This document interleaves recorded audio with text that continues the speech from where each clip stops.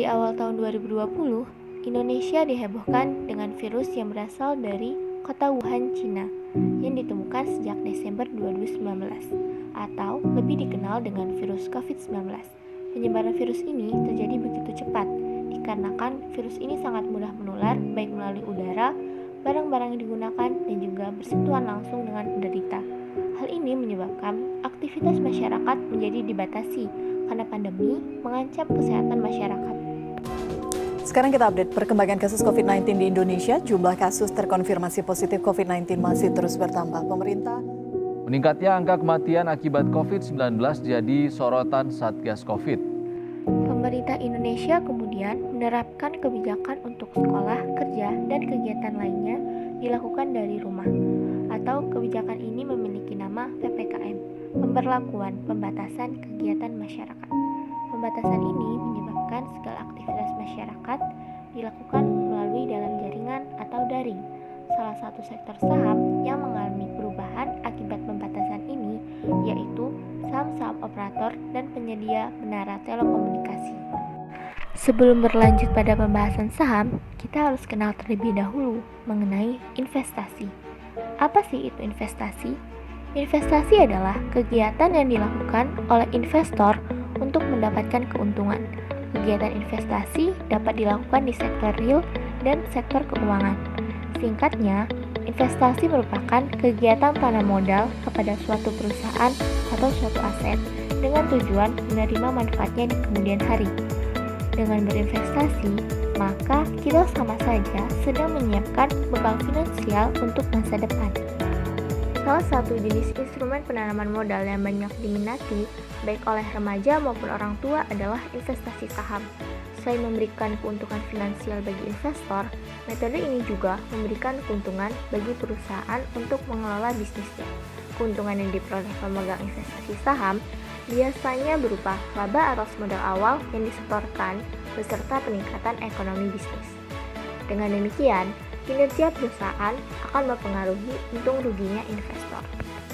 Meskipun pandemi menyebabkan banyak pertumbuhan kegiatan ekonomi menjadi terhambat, namun emiten sektor telekomunikasi merupakan salah satu sektor saham yang mendapat katalis positif di tengah pandemi ini.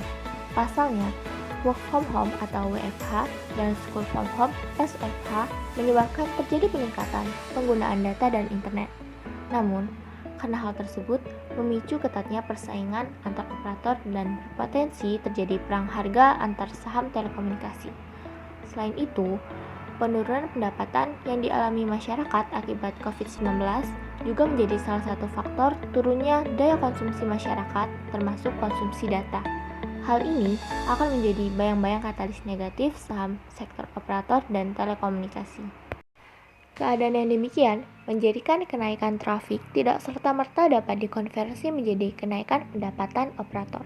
Saat ini, beragam paket internet yang ditawarkan operator dengan rentang price per megabyte atau PPMB turun dari Rp7 hingga Rp3. Hal ini menjadikan harga internet di Indonesia termasuk yang paling murah di kawasan Asia Tenggara.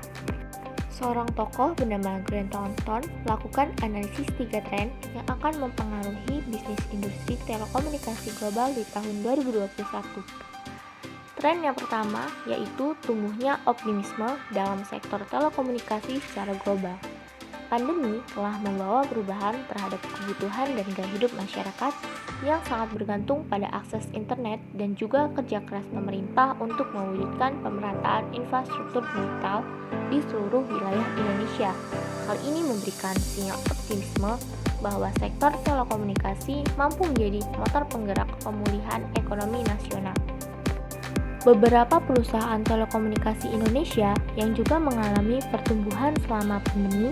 Menurut Turino Faruk, SVP Head of Corporate Communication PT Indosat Tbk, terungkap selama kebijakan WFH, berlakunya PSBB dan PPKM, Indosat mencatat kenaikan trafik data hingga 27% di seluruh wilayah termasuk Jabodetabek. Sementara itu, Telkomsel, anak usaha PT Telekomunikasi Indonesia Tbk, juga mencatatkan kenaikan trafik data hingga 22,8% di tengah pandemi COVID-19. Tren yang kedua yaitu lockdown membuka banyak peluang bisnis telekomunikasi. Berdasarkan hasil riset tahun tersebut, perusahaan teknologi berharap aktivitas ekspor mereka juga akan mengalami peningkatan. Dengan berdasarkan pada tren global untuk WFH, tampaknya masih akan terus berlanjut selama pandemi, sehingga mendorong permintaan terhadap industri telekomunikasi secara global. Dan tren yang ketiga yaitu tenaga ahli di bidang teknologi semakin dibutuhkan. Secara global, 55% pelaku usaha telekomunikasi mengkhawatirkan kurangnya ketersediaan pekerja terampil dan biaya tenaga kerja. Di Indonesia, Presiden Joko Widodo menekankan bahwa Indonesia membutuhkan minimal 9 juta talenta digital dalam 15 tahun ke depan, atau sekitar 600.000 talenta digital baru per tahun, agar dapat membangun ekosistem digital yang baik di masa depan.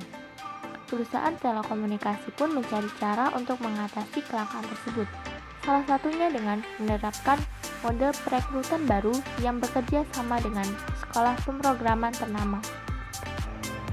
Di Bursa Saham Indonesia, operator telekomunikasi dapat direpresentasikan oleh 4 saham emiten, yaitu Telkom, Indosat, Ooredoo, XL Axiata, dan Smartfren. Secara agregat, market capitalization-nya pada akhir tahun 2019 bernilai 480 triliun dan kini bernilai 369 triliun pada penutupan perdagangan tanggal 9 April 2020. Artinya, sudah turun 23% atau setara 111 triliun secara year to date. Penurunan saham sektor ini masih lebih baik dari penurunan dari sektor lainnya, seperti industri keuangan yang turun menjadi 27%, manufaktur 25%, industri dasar dan kimia 33%, properti 33%, dan pertanian 34%. Dari grafik yang ditampilkan, dapat dinyatakan bahwa operator telekomunikasi masih menjadi sektor saham yang tergolong terjadi penurunan masih aman di masa pandemi. Selama 5 tahun terakhir, keempat sektor tersebut memang mengalami naik dan turun tren saham. Namun, penurunan yang terjadi masih diproyeksikan akan mengalami peningkatan kembali di masa yang akan datang, mengingat telekomunikasi Indonesia akan terus berkembang. Di awal pandemi, banyak operator yang mengorbitkan data edukasi secara gratis, dalam jumlah yang tidak sedikit sebagai salah satu strategi marketingnya. Dari uraian keadaan investasi saham sektor telekomunikasi sebelumnya, maka kita dapat tarik kesimpulan bahwa adanya pandemi yang menyebabkan masyarakat harus work from home atau WFH dan school from home atau SFH membuat kenaikan penggunaan internet dan data. Meskipun masyarakat harus menekan daya konsumsi termasuk daya beli kuota, namun karena kebutuhan yang memang diperlukan untuk melakukan segala aktivitas daring, maka pendapatan perusahaan telekomunikasi masih tidak begitu mengalami penurunan akibat COVID-19. Saham sektor ini juga masih berada pada harga yang relatif lebih baik dibanding saham sektor lainnya. Berdasarkan hal tersebut, prospek dari saham operator dan telekomunikasi untuk kedepannya diduga akan mengalami kenaikan.